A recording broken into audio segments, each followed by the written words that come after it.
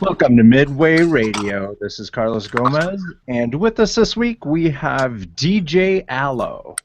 Woohoo!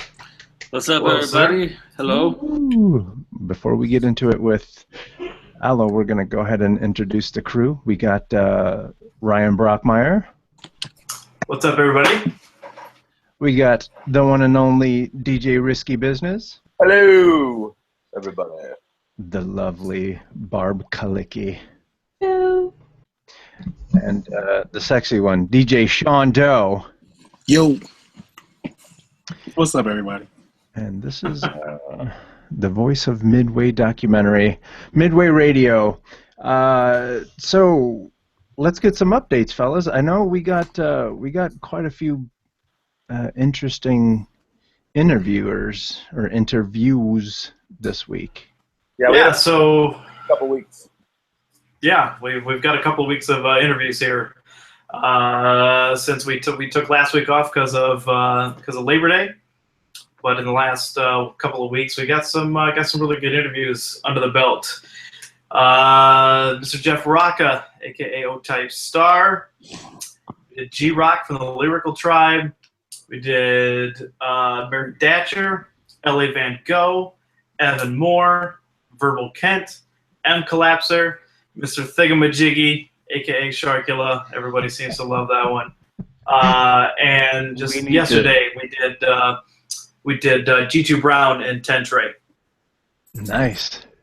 Yeah. So we need to do like a Midway spelling bee, and the word to win would be spell thingamajiggy. And actually, what's crazy is that I think I've been pronouncing his name all wrong the whole time. It's not Thigamajig. It's not Thigamajiggy. It's Thigamajig G, like G-E-E. So it's Thigamajig G. Oh. And because when he pronounced it, I was like, oh snap! Like we just call him Thig, but Thigamajig G. For 20 years I've just called him Thig, and it's funny because when you run into people on the street and they refer to Thig, they go, "Hey, have you ever heard of Sharkula?" And I'm just like, "You mean Thig?" And they're like, "Who's Thig?" Yeah. Like the new to Wicker Park kids, right? And they're like, Yeah. Yep. "Thig, what's Thigamajiggy?" And I'm like, "Yeah, it's Sharkula." Yeah. That's because he's walking around handing out his CDs. If you've ever been to a Chicago hip hop show, you have seen him. If you've ever run been to Park, you have seen him. Yeah, and he's got what's one of his newer aliases? It's on a CD that we got from him because of course he brought CDs to the interview for us to purchase. That's how you get your hustle on. I forgot, but I forgot it. He's got so many names, but Thig is one of the. My apologies. Outside of hip hop, just as a person, Thig is one of the most coolest people you'll ever meet. And if you are lucky enough to meet him, consider yourself lucky because he's a really he's a good human being, good individual. Yes, sir. Absolutely. So my apologies for not having that ready, but as we can see, some of the classic Thigamajiggy artwork and some of his new nicknames. We have Jerry Curl Jacuzzi. Wow. Awesome. AKA Pony Surgery, and AKA Gorb. Those are some new ones. What surgery? Pony. He said Pony surgery. Pony. Holy moly. For people that don't know or think Thig's serious, Thig has not one but two and is working on a third record with Kool Keith. Wow. Yeah, I heard the single he did a while ago with Kool Keith. That was pretty cool. The new single called Barnyard, I think, is the new single. And then he's got another one working on an EP for. I think Thig is going to be featured on Kool Keith's EP. Man, he's got to be stoked. I know I've known that guy for a long time, and Cool Keith has always been kind of like his hero. He coined his name Sharkula off the Cool Keith stuff. You know what I mean? Back in the day. Yeah, off the Dr. Octagon Half Man, Half Shark song. Exactly, because we all know him as Thiggy. Thingamajig G. Like Thiggy. I always called him Thiggy. But Sharkula was birthed from that Cool Keith stuff, which is cool. I mean, that's all great, but it's crazy how he does have like amazing aliases, like but the ones that are stuck is obviously Sharkula. That's the one everybody knows him with that one. Amazing record titles. Well, I mean, who thinks of an album title and says, you know what I'm going to call my record? Martin Luther King Whopper Jr. with cheese. And have a picture of you with a stretchy arm coming around feeding Martin Luther King Jr. Oh yeah. He had a vinyl too. That was I think it was it called The Return of Sharkula or something like that. That had like a painting on it. Yeah. Yep. That was on vinyl. You know what I'm saying? Like and he's got a documentary out about him. Yeah. Yeah, and he was also in the Wall Street Journal, I believe, or one of those Forbes. things. What? Forbes, there it is. Wall Street Journal is coming up next. He's gonna be on the New Yorker. Pretty much, man. But shout out to Sharkula, man. That's what's up. He has a song called Sriracha that it's pretty rad. Is it hot? It's Sriracha. Let me be the first to thank him for narrowing it down to 2 aliases for the website, because we don't have a lot of space for 25 aliases. So let me just go ahead and thank him publicly. Yeah, because I'd be telling Carlos, no, you got to get every one of his aliases on there right. We got to do this right. But people won't be able to see it. Yeah, if you guys don't know, anybody watching that is unfamiliar with Sharkula Thig, I highly suggest you look him up on the internet. Sharkula, just look up Sharkula. I'm sure it's not going to be a lot of confusion on that word. And the documentary is what? Diarrhea of a Madman? Yeah. Diarrhea of a Madman, yep. That premiered at the Chicago Theater a while ago. Yeah. Wow. Did anybody see it? Did you see it? I didn't see it, but I know like PNS is in it. He's got like some he's interviewed in it, and I don't know if I can't remember anybody else, but I know PNS is in it. Yeah, it was good. I haven't seen it in a while, but it was good. Oh, okay. Yeah, I gotta see it. I think I own it. Yeah, it came out on actual hard copy DVD. So yeah, I got a DVD of it somewhere. That's fresh. A lot of DVDs, but yeah, I do own it. I know I own it. We had it it was at Roto Fuji for a while, and I just decided to buy one from him because I knew all the money would go to him. But I definitely had it. So fresh. Yeah. Alo, you ever work with Sharkula?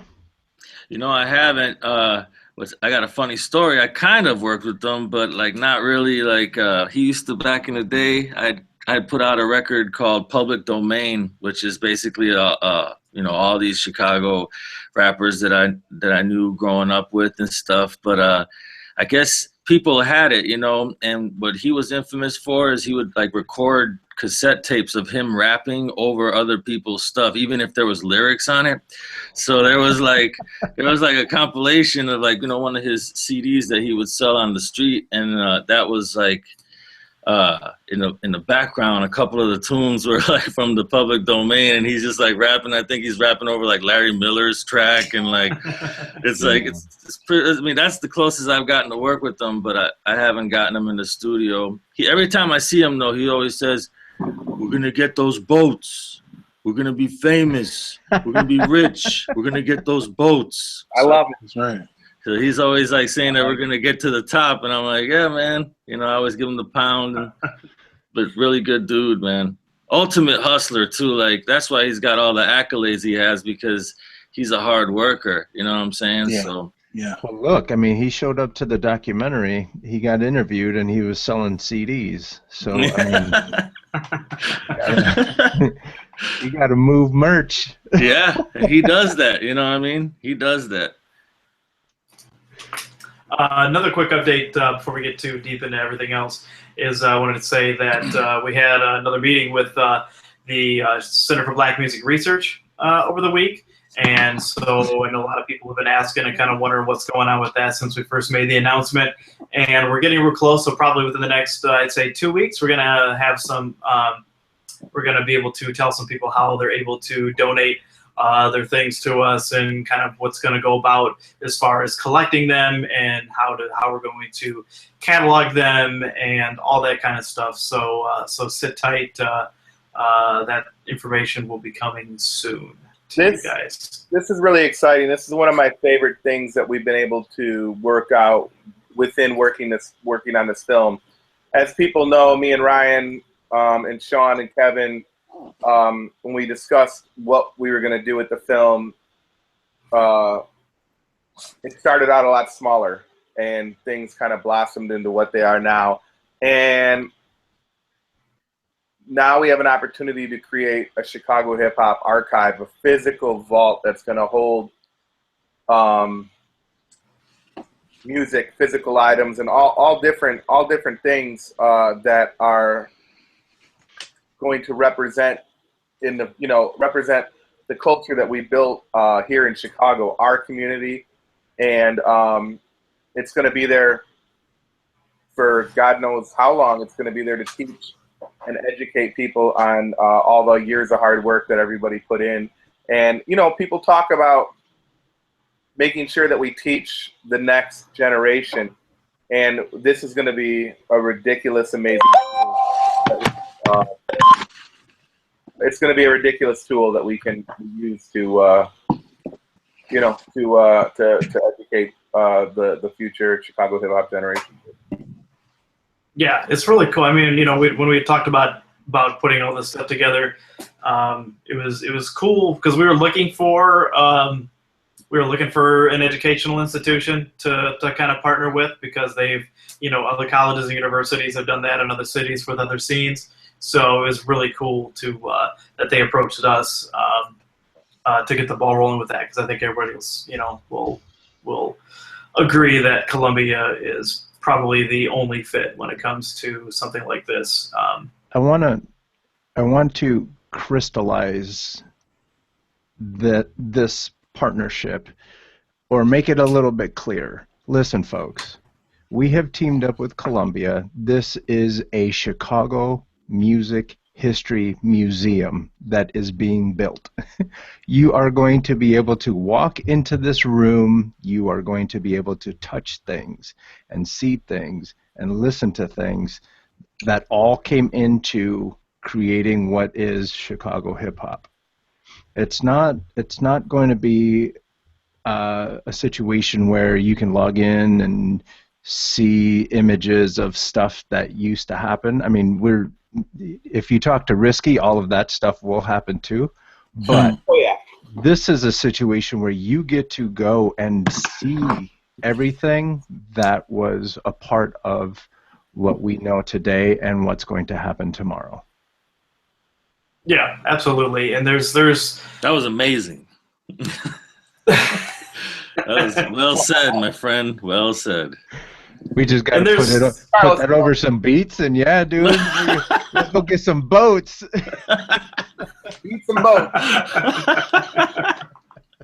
Oh my God.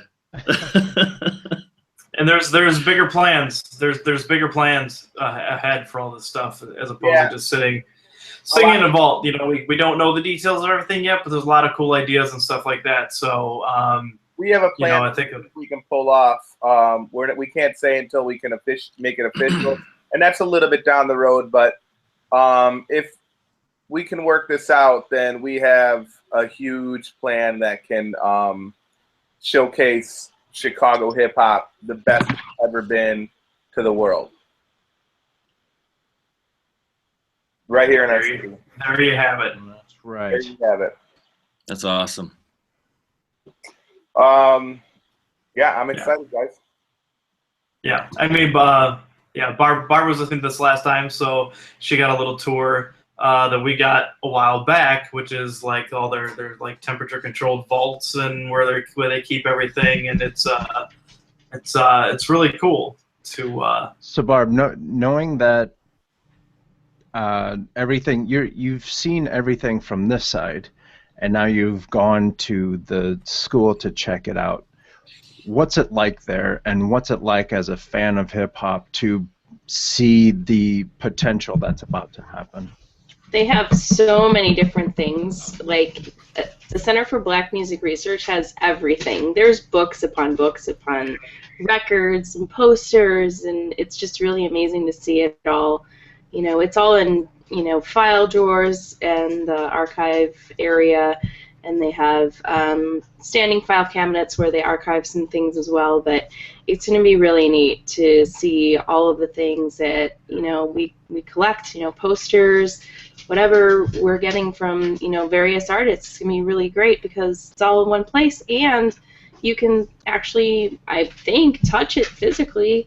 I know there's going to be some licensing stuff that needs to happen, but I heard about some items that'll be able to be, you know, downloaded, maybe so that you can save it on your computer, but not, you know, not to be shared, of course. But yeah, it was really neat to see everything, and they have a lot of stuff. They get, you know, they just got in a donation from one of the premier Chicago artists that had recently passed away, and they had boxes upon boxes of stuff that they are just going through and making sure that it's safe and, you know, in a place where anybody can access, the public, everybody.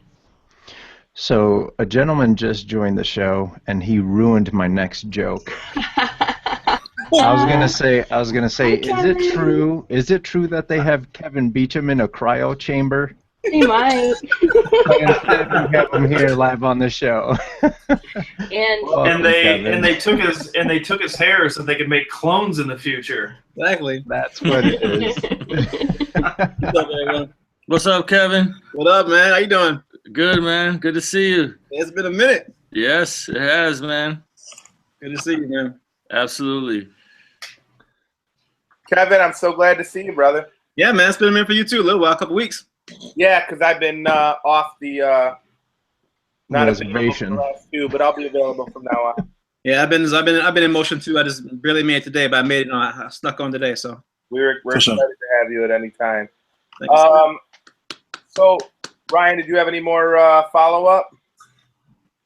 Nope, that's all we got for the updates this week. So things are still moving along. New profiles will be added to the site next week, so be sure to check that out. People have been asking about that, and yeah, we're also finally working on the first trailer. So I'm not going to give a date on when that's going to be done, but keep your eye out on that in the near future. Absolutely, and yeah, the last few interviews have been really great too. I just kind of want to elaborate a little bit. Yesterday with Crunch, brother G2 from Trey. Yeah, unbelievable to be able to interview a Chicago pioneer like that. I really want people to understand how important someone like he is to the existence of everybody else's career. Again, when I state that, I want to be very clear that I'm not saying anybody wouldn't exist without the other person, but these people definitely trailblazed and made things a lot easier for you.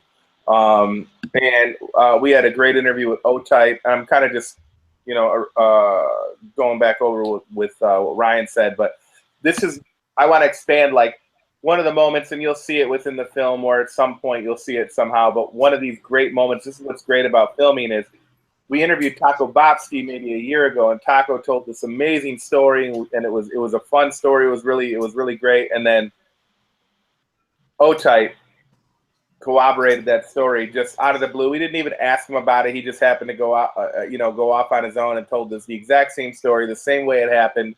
And it was so great. And those moments are some of the best moments when you're making this film. It kind of things come together, and you're like, wow, and this is such a great story, and it was so impactful. Again, Mary Datcher's interview was amazing. Yes. As I think everybody expected. Right. Yeah. I talked to her forever. Yeah, Mary has so much history, and she's so important. She was truly what people may or may not understand is Mary Thatcher was the lifeline to the major labels in Chicago for many years. But she kept her ear to the street, and she knew all the underground kids, and she was around, and that doesn't happen too often. And she was a champion for people, and she told amazing stories from major label stuff to like she had an amazing Timbuktu story. So great. We're gonna have to do something with what you told us about that. Yeah, I mean, and then we had Mr. Moore and L.A. Van Gogh, who's a great young artist. We had Verbal Kent. Verbal was I've known Verbal for many years, but going over his whole story again was you really appreciate, man, the work that this kid has done for his whole career, and he works hard as anybody's ever worked in this city. And then Collapsar, who was a legendary HPK DJ, who had ridiculous stories that we're gonna be able to share. I mean, crazy. Yeah. Let me ask you guys this: you guys just finished 160. How many, Ryan? We just did our 162nd interview yesterday. Do you guys find it while you're doing the filming and the questioning and stuff? You guys have the makings of this documentary. You guys have the timeline loosely in your head because you've heard 162 people telling their story, and Risky just got done talking about how different people corroborate the entire story, right? Is there ever a situation where you guys are talking to someone and they're answering a question, and because of the history that you guys have in your head, it helps you start answering or asking the next question? Oh, absolutely. And without a doubt. And things really, and Ryan can probably agree with me on this, and Sean, us three are there the most of the time for the interviews. People, like, we went into it not expecting people to remember as much as they're doing, or remember it, and again, I think I said this before maybe on here, is like, I use this as an example because it's interesting, but Ill State, a lot of the people on Ill State kind of thought that everything would be told a little differently, but in reality, they all told the same story. It all came together the same way. And it's really cool to find out that everybody's coming together. And then, yeah, you can get, like, when someone talks about one thing, it can lead you to asking them about the next thing, or you find out oh, you were a part of that? I didn't know, so now I can ask you about this, Yeah, I can't really add anything to that. That's exactly right, and it's really cool now being this far into it just to start seeing those stories, weave in and out of each other, and seeing people tell something from a different side, and put, and obviously in the back of our heads, we're starting to kind of put the links together. And, the next step following filming is, of course, reviewing everything again and doing, follow-up questions, possibly some follow-up interviews with people, and referencing and cross-referencing things. And I do want to say too, because this seems to be, can't state this enough, that we are not done filming yet. There's a lot of people that think we are, that think it's done, that thinks the website's done. That is not the case. We are still filming. So again, if you haven't been called, that's probably a rarity. But believe me, you're more than likely on our list than not. So a list that we haven't even got a chance. Some people on the list I'm still looking for, trying to find, and some people we just haven't hit them up yet for whatever reason. And half that has to do because I know where they're at, I know how to get a hold of them, and I know how to call them. And yeah, we're working on it. So, and it's just a matter of time. Like, we because not only are we doing interviews, but we have so many other logistical things to take care of, really. And that falls a lot on this guy, on Ryan, and Carlos have been handling a lot of that. And now Barb, she's handling a lot of the social media. I'm really kind of just bringing everybody in. We're doing the interviews. And then now we're going to, as soon as all the interviews are done filming, the torch is going to kind of be passed off to, you know, Ryan and Kevin. And that's where Kevin and Ryan are going to step in and kind of like Carlos, like you were saying, we kind of have an idea for the narrative. The story's telling itself. And, you know, Kevin and Ryan are going to really, you know, shape it from everything and from all the stories we have. Right, because there is, I mean, from what I understand, when you guys do an interview, it's for, on average, an hour and a half to 2 hours story time, and you're going to need specialists like Kevin and Ryan with his vision to actually deliver something that's going to be, like, no one's going to sit down and want to watch a documentary that's, what's 162 times 2? That 10-hour cut. Yeah, let's do it. 300, 320, 24. almost 300, and So anyway, I know I speak on behalf of everyone who's a fan of Chicago and everyone who's a fan of Chicago hip hop. Thank you guys for all of the time that you guys have been putting into this. Just thanks. It's an honor for me to do it. It's an honor to be able to work with Kevin. It's an honor to interview everybody we interviewed. It's an honor to have someone like Alo, who is an amazing producer and DJ and a contributor to Chicago. I know. Can we be done with updates so we can talk to Alo? No, man, no. Don't even worry about me. I'm listening. I'm listening like attentively. I'm like, this is amazing. Don't worry about me. Before we jump into it, one thing I want to say too is we are making sure we're doing this right, and I'll use this as an example. We had a story told the other day, and I'm going and we're doing the best we can to tell the story as absolutely correct as possible. So we're also going back and speaking to people and verifying stories. Not that we're at no point are we assuming anybody's giving us BS, but we just want to make sure that the details are as correct as possible, because you got to remember, it's 30, sometimes 30 years of recall that people have to get. So we want to make sure that we get everything as right as possible. So at the end of the day, when we put it out, because we only have what people say to go on, and so we try to, you know, verify that with several sources, as journalists would do, right? And good journalists. Good journalists, yeah. And, we try to be, and you know, hopefully we're gonna get it right. You know, we want people at the end of the day to not only be proud, but be like, yeah, that was pretty correct, you know. Well, from what I've seen already, it's pretty amazing, man. And I'm not even BSing you, like, real talk. I told you that at the interview. You know, I was really stoked, and you know, you showed us the interviews you had at the time, and I was blown away. It's just still to this day. So I'm really, like, you know, it's really, I admire how you guys are so focused with it, and how you've incorporated literally everybody.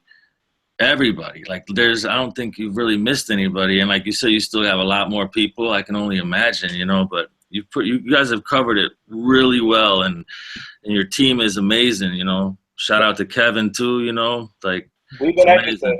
I mean, we're learning as we're going, Alo. Like me, you know, someone like, okay, so I think Kevin is like the end all be all of knowledge, right? Absolutely. I agree. And what's amazing, Kevin's like, I'm all right. and I mean, I say that very, like, honestly, and then Kevin himself is like, man, I'm learning so much on this too. Yeah. And you know, it's I thought I knew a lot, and but it makes me feel like hungry for more. So it's more motivating. The more you uncover one rock that you find something else, and you go under another rock, you're like, oh my God, I've never heard of this person, and everyone needs to know who this person is because they're really important.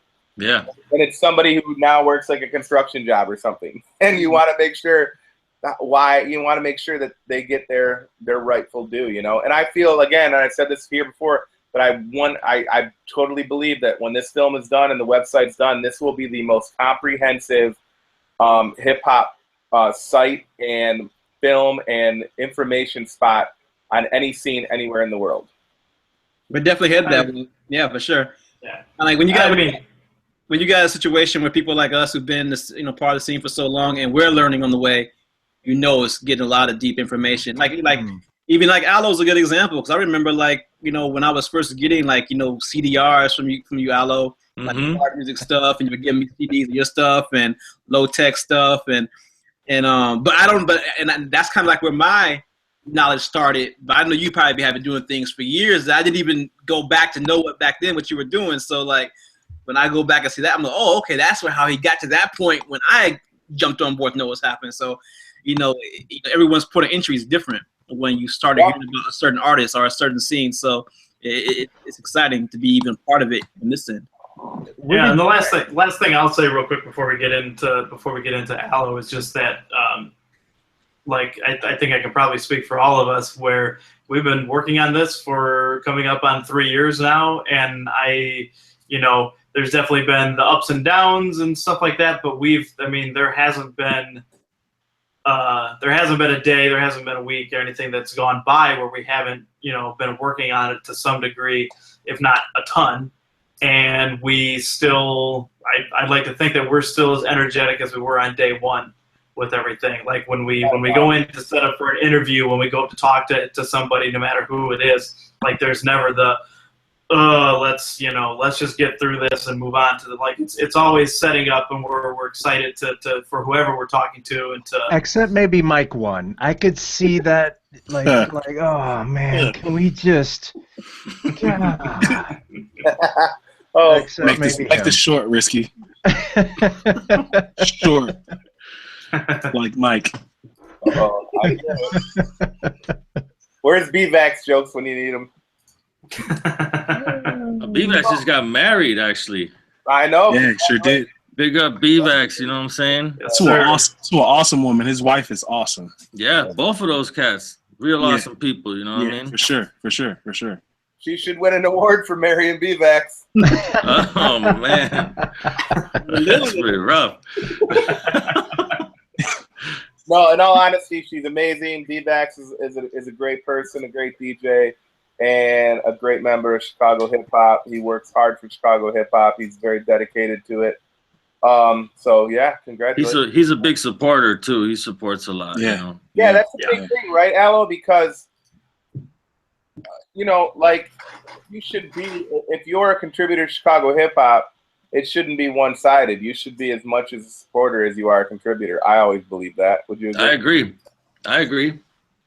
That's why I like a guy like BVAX, because he'll do mixtapes with Chicago people, and like he attends everybody's events. I wish I could do that still, but it's tough, But I did so many years of that. But BVAX, I commend him because he's still out there handling his business, and well-respected cat. Okay, so props on the stuff that you did with BVAX, Alo. Stuff is pretty fire, bro. I love working with him. I love working with endangered species. They're just really good dudes. You know what I mean? Like especially like when BVAX would come in back in the day, and had me recording his album. I threw him a couple beats, and he still performs those to this day. I think that's really cool. But he has fun with it. That's the whole thing. Like, I love somebody that uses my stuff and has fun with it, and like just he really just reps it. It's really nice.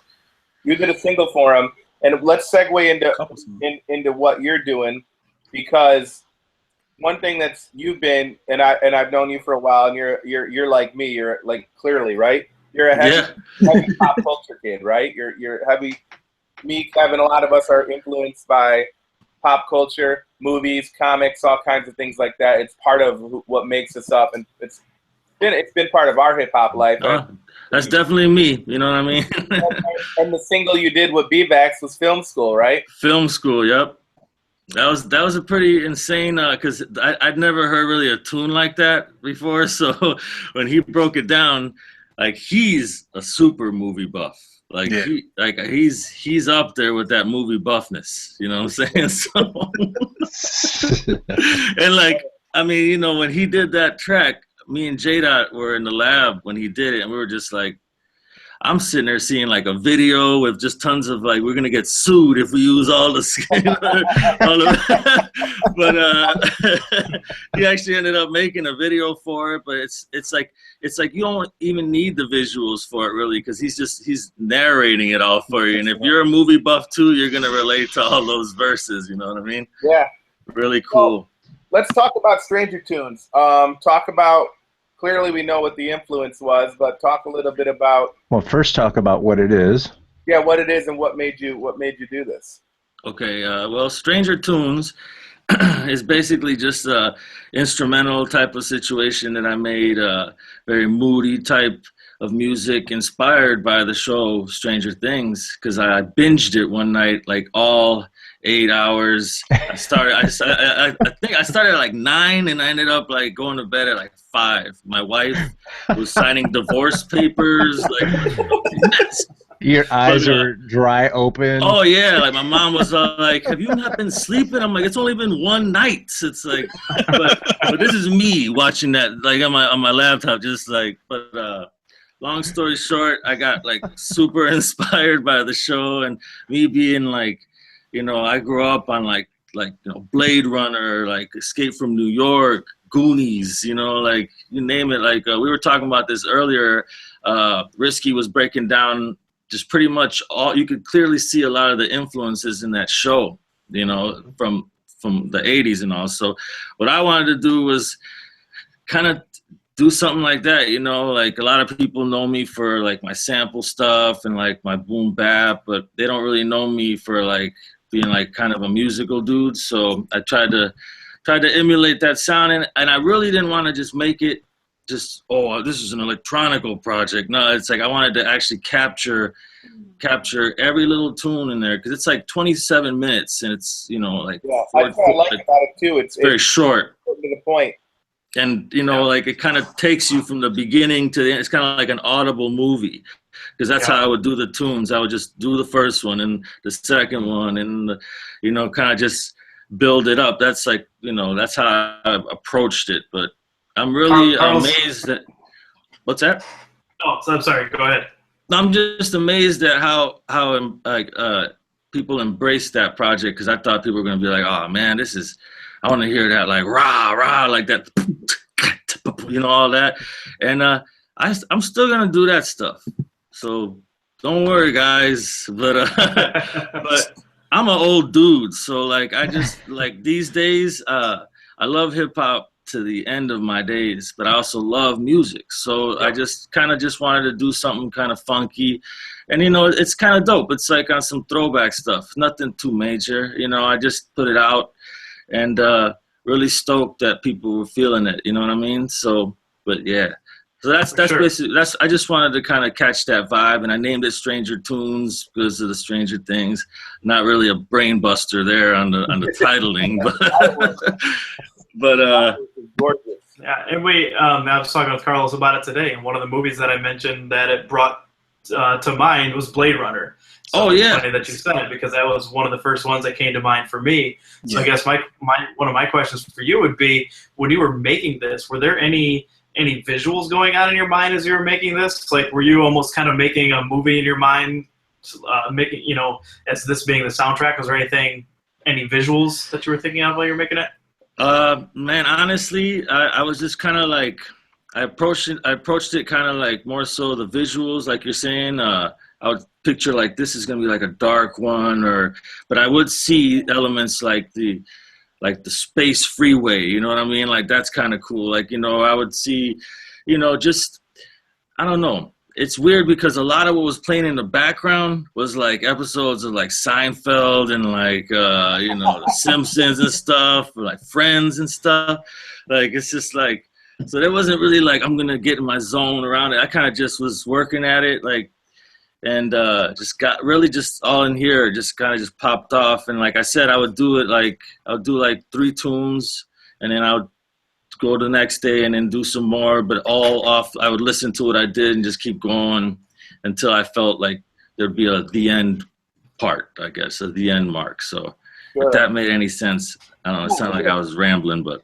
Hey, for those who might not know, how can people hear this? If people don't know how to find it, how we should talk about? If you guys want to hear it, it's I have a band camp that's called Alo, ALO Garden Music. So that's my whole name, and on there you can find Stranger Tunes, which is like $7, and then I have another album on there that's called The Disposable Hero, which is like my rap album I did last Christmas. I dropped. It's got like a bunch of my friends that rhyme and stuff. They're really good buddies of mine that help me out. So you can find those 2 albums on Bandcamp at the Alo Garden Music. So you can find the 2 albums there. I was telling Ryan, I went and I bought the album a few hours ago, and I was listening to it, and I reached out to Ryan and I said, dude, I love this album, but I swear Arnold Schwarzenegger is going to bust in here and snatch my pen. There's that one tune. There's a tune on there called Bad People. That's kind of coined off like, that's what the girl would. And also, I can't do any spoilers because of Ryan. I'm sorry, man. Damn you, Ryan. Watch that tonight. When you get home, just watch it tonight. Binge it like I did. Don't get soft on us. Don't get soft on us. Alo did it in one night. But that Bad People tune is like my guy Steve Bravo. He uses that as like his theme music. He says, like, nice. So I can only imagine his days walking around with that, like, it's like, so big up to Steve Bravo. He's walking around with the big log across his shoulders, like. It's cinematic. It's very 80s cinematic. It's synth heavy. And I want to talk to you a little bit about that, Alo. And I mean, you don't have to discuss too much of what you use if you don't want to, or you feel free. And the reason I bring that up is I'm currently working on my project with a female artist from the West Coast, which she's from here originally, but so it all comes back to you then. Yeah, that's basically what he's trying to say. DJ Alo, I understand you've been doing music for a long time, but let's talk about me for a second. Oh no, man! I actually want to hear. I want to hear. I'm all like, yes. Well, we're doing something, and the reason I bring this up is because it's ultra similar. Because all the stuff that I'm using, I had this idea for this project, and I started putting it together and working on it maybe 8 months ago, 7 months ago. Because she's in LA, it's taken a long time, but we're actually literally tomorrow we're in the studio. She's in town, and we're in the studio tomorrow recording vocals. But that being said, the music is very heavily influenced by, it's kind of a trip hop vibe to it, like a 90s trip hop vibe. Okay. A lot of the stuff I'm using is like the Prophet 5 and the Obram and the Jupiter 8. So it's a lot of like late 70s, early 80s synthesizers that were used. Like the Prophet was John Carpenter's synth he used for most of all in a lot of the horror movie stuff. So it's very dark, but I'm balancing it with, really, really soft female vocals. What were some of the was there a particular synth or anything that you liked using on this? Because I mean, obviously you have a lot of synth sounds in it. Yeah, I mean, well, honestly, what I've been using Reason now since since the first one, since 2.5. So I use Reason for all my production. So with Reason, what I had to do is I had to go through all because Reason comes with synths. So I had to basically go through preview all these sounds, and it took hours because I had to really find these original sounds. I couldn't I didn't want to get shabby sounds and stuff, and I was gonna use just a mini Korg, but then I was like, nah, it just wasn't doing it for me. So I put in a lot of arpeggios through Reason and stuff that kind of gave it that movement, you know what I mean? So yeah, once you get that sound, you get that arpeggiation in it, you put the arpeggiator on it, and then you can tweak it until it's completely unique to what you want out of it. Exactly, and that's essentially what I did in Reason. I was talking to Maker. Maker hit me up, and he asked me.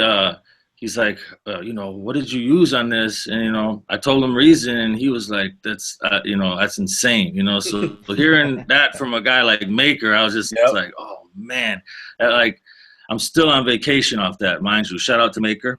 Because that was high praise coming from a dude like that. So, yeah, so it wasn't like, you know, it was just basically a lot of like searching for the sounds, you know, because every time I do like a project, I try to gather up the synths I'm going to use and, you know, just put them all together. So when I'm ready to do it, you know, it can work. But yeah, it was just a lot of like arpeggiation, a lot of like, you know, delays, reverbs, just to make it pop, you know, and thankfully I found the right sounds. I'm obsessed with like 80s synth sounds, and I spent one night, it was funny, like I spent one night trying to figure out, Trevor Horn was a big producer in the 80s who came out of, I believe, the Buggles, but he produced like, he did like Yes, like Owner of Lonely Heart, all those synth sounds in that. He did stuff. He did Malcolm McLaren stuff. Right? All the Malcolm McLaren. He did all the synth stuff, and he goes to Hollywood. Tons of stuff. But one of my favorite things he did was Seal Crazy. He did that. Oh wow! Like that beginning, like that. Oh yeah. One night, like I started searching at like 9 o'clock at night and spent till like 8 in the morning trying to figure out how to create that. Just because, not that I wanted to even use it or sample it or anything, I just wanted to figure out how he did that. Yeah, I think that's arpeggiation, no? You know what? I thought so too, and that's what I was doing all this research, and it was when I finally found, it was a chord progression. But, oh wow! It was a played chord progression, but the thing about Trevor Horn is he's really like tricky with his, like, he'll produce something, and then like we'll put the record out, and then Seal will be like, "What sounds did you use?" And he's like, "I don't know." So like, you get as close as you can, but it can never like be replicated again. Because especially if you know, if you're in there, and I know we're getting heavy with the nerd production talk, but like if you get in there and you really customize that sound, that synth sound, and I know it was like it was a Jupiter 8 that it came from, but who knows what settings he put on it, and it's totally customized, and it's like, but I love those sounds. And then of course the John Carpenter, that's what it reminds me the most. And like, it's funny because one of the songs we're working on now, I just called it Escape because it's completely reminds me of Escape from New York. Yeah. It reminds me of that. That's just the working title for it. It's not gonna be titled that, but that's been the working title for the record. But I'm completely inspired with this project. So this project's a mix between Massive Attack meets like John Carpenter, and I say that when I heard your Stranger Tunes, I went bananas. I loved it. I'm like, this is awesome. This is exactly right up the alley that I'm really into right now. Man, thank you, man. I appreciate it, Risky. That's what's up. Thank you very much. Absolutely. Yeah, just like I said, I just wanted to put it out for fun, and it seems like people are having fun with it, and that's really what it's all about, man. You know what I'm saying? So having fun with it, you know. While we wait for Risky to catch his breath.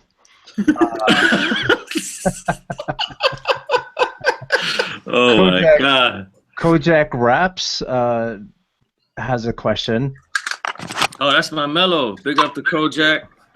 Yeah, he says, being a dude who was lucky enough to have Alo work with me, I'm kind of curious what his criteria is for the artists he chooses to work with and those he'd rather not. And you're laughing, so I'm sure I think Kojak probably knows a little something more than we do. Oh no, I mean, there's really no criteria. You just gotta be you gotta have like a good heart, and you know, you just gotta be focused. And then if you know, and you gotta want it too. You can't just be like, yeah, I'm doing this, but then you don't do it. You gotta want it. You really gotta want it. So, but I work with a lot of people. Like I'm a pretty easy guy to get along with. You know, I've worked with lot of people. So it's like there's really no certain criteria aside from the fact that just be nice, you know what I'm saying, and like just be cool and be focused and want it, you know what I'm saying, like make your tracks show like, oh man, I'm really serious about this, you know what I'm saying. I like seriousness. That's pretty cool. But it's just like, you know, even if you're just having fun, if you just like, I've had cats that just want to record they're not putting out records or nothing. They're just like, man, I got this song that I wrote, you know what I'm saying? And I'll be like, let's do it. And then they knock it out and that makes them feel good. You know what I mean? So that's awesome. You know, so anybody, come on down to Alo's. Anybody can work. We're down to work. If you're down to work, I'm down to work. That's a real thing too. Cause I mean, like I was saying, like, you know, when you first started bringing me music, you weren't just bringing me your music. I mean, you were doing a lot of production and stuff, but you were bringing me a lot of artists, you know, that I heard for the first time based on you giving me CDRs and giving me stuff. So that's like been your thing for as long as I've known you and known your music. It was just not just here's Alo, but here's Alo and who I'm working with, and that was like always your thing from my perspective. Oh man, yeah, absolutely, Kevin. I remember like you had like my guy W01. Remember him? Yeah. That's my guy. Well, he changed his name to Mike Ravone. Oh, so like when you say it, it's like microphone, like it's kind of. But shout out to microphone. But yeah, I would always go there to the radio, and I would just be like really nervous too, because like I'm sitting there like you're in the lab, like Quell's in the hallway, like I'm just like, you know, like I'm just like I had hair back then, like I was like no gray, I was all like I was like super stoked going in there, and I remember just being like, here man, check it out, and the fact that you remember that is awesome, like truly awesome. And like you're right. I mean, I didn't come in to be like, oh me. I was like anybody that wanted to work. And back then too, I was very novice at what I did. So I you know, people that wanted to work with me, I was like, yeah, let's do it. You know, I thought that was really cool that they even wanted to work with me. So yeah, I did definitely start out working with people, and I'm still to this day working with a lot of people, you know. One of my favorite people you worked with, I'm pretty positive you were producing him. I want to make sure, it's Joe Fix, right? Absolutely. Shout out to Joe Fix. Yeah, Joe Fix, that Joe Fix album, man. What was the single that you had a video and he was riding around in the car? Well, there was the one where he's driving around in the car, that's off of 24/7, but then that's the name of the album, 24/7. Yep. And I'll give you a funny story about that real quick. Like super big up to Joe Fix, because back then, this was like pre-internet when we did 24/7. I mean, the internet was around, but like the avenue of selling digital wasn't really a big thing. And so when we put it out, it was put out on Garden Music, and technically it was one of the first things put on my label, Garden Music. So like he put it out, paid for it all himself.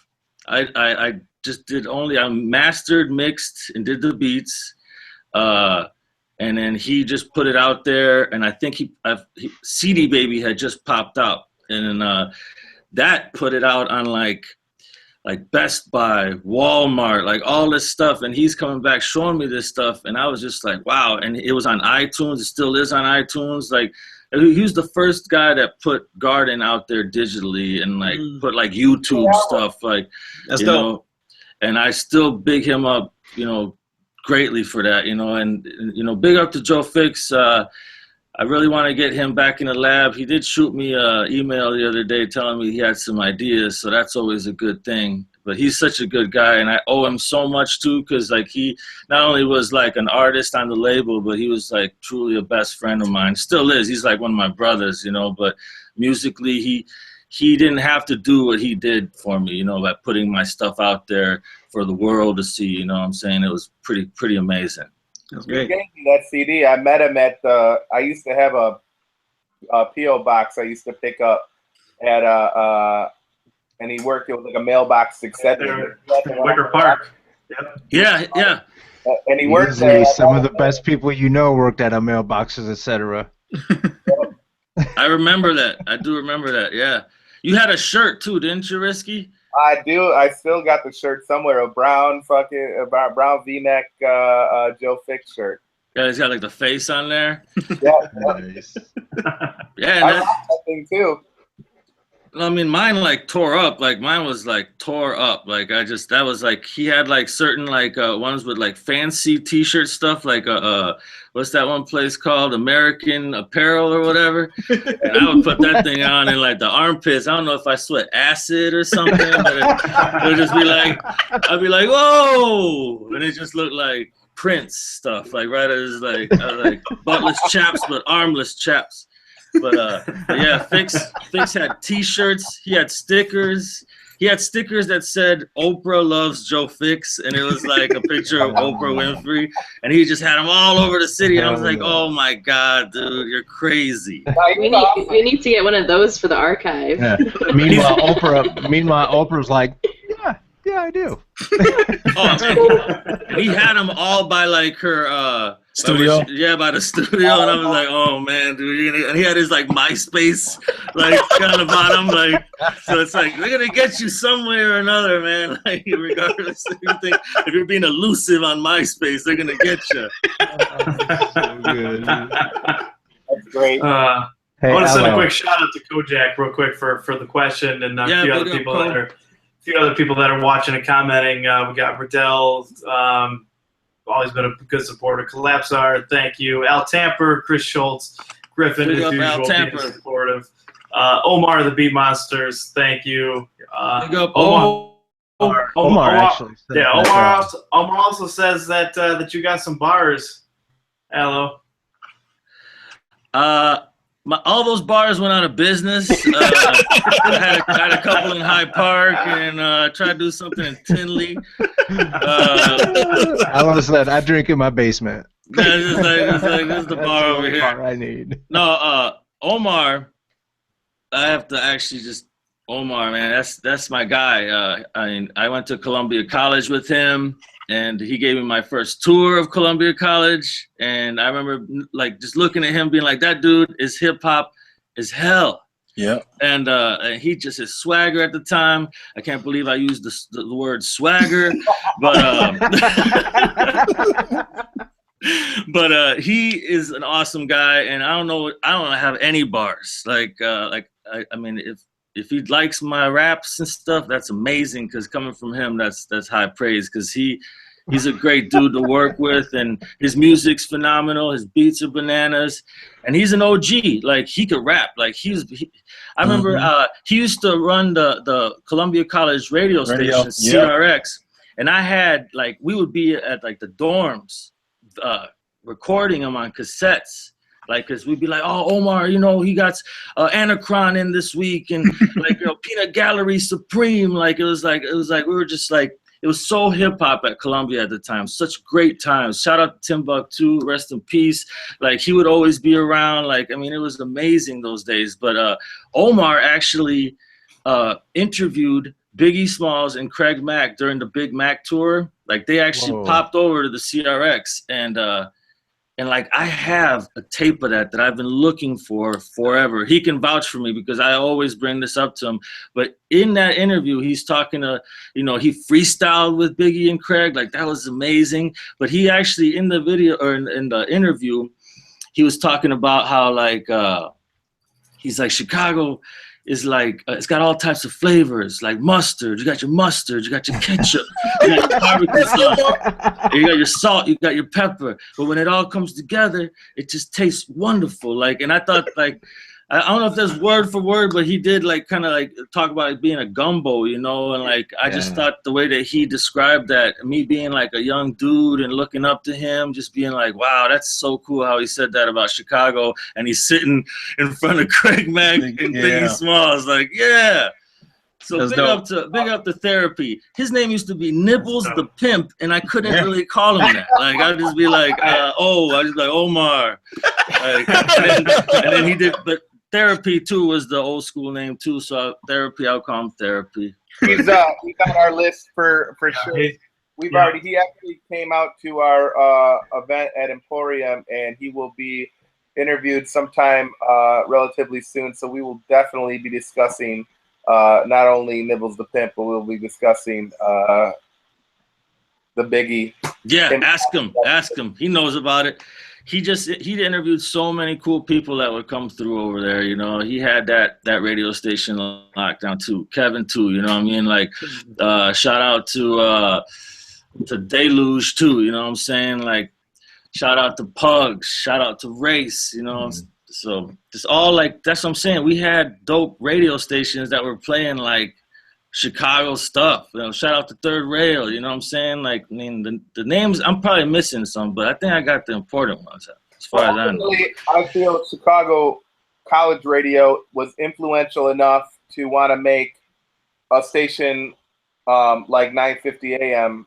Start playing hip hop the way they did. Yeah.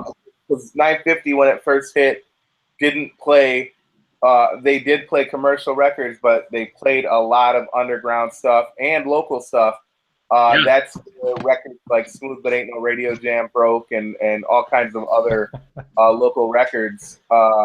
And that was a direct influence from Omar and AMC, Kevin Beecham, and JP Chill, and what everybody was doing. Absolutely. Pink House went over to 950 with First Lady, which we should be interviewing very soon, shortly. Dope. Nice. Hey, Alo, one thing I always wonder about, because I like to stay current with hip hop, but I also like the archives too. So for a guy like you who's been doing your label for a long time, do you make sure that even the older archives are available online for people to get to too? Because you mentioned on Bandcamp, you only have the 2 albums, but do you have somewhere where the older stuff like you have been doing for all these years, people can like find the history of garden music? Kinda, sorta, but like a lot of like the stuff. I got Shadow's albums out on Garden Music. You know, we have the actual Garden Music album that's on the Garden Music page. Like, there's actually like the Alo Garden Music is like my like solo page for like instrumental stuff, or like if I do rap stuff. Then we got the Garden Music page, which is Shadow and my album, all produced by myself. And then like, also what I did too, like I started for a minute just kind of putting stuff out for free. You know what I'm saying? Like I did an album called The Animal Instinct probably like 4 years ago, which is similar to the Disposable Hero, me rapping with a bunch of guests and stuff. But I put that out, like I didn't want to go like, I don't know, I just wanted just to give it out. You know what I mean? Like I did that with that project. I did that with another project that me and my mellow J-Dot started and called The Vintage. Shout out to J-Dot. But like, I just kind of wanted to give it out because I've always been kind of low. And that's one thing that I'm really blessed with, because like I sometimes almost like just, I get emotional almost because of the fact that I've been blessed with, people that actually like my music, and I don't really have that much of a, digital catalog, so to speak. A lot of my stuff back in the day was based on hard copy stuff, CDRs. Yeah. Infinito was the first dude that I had a vinyl appearance on doing scratches, like I did scratches for a lot of people, produced like Robust.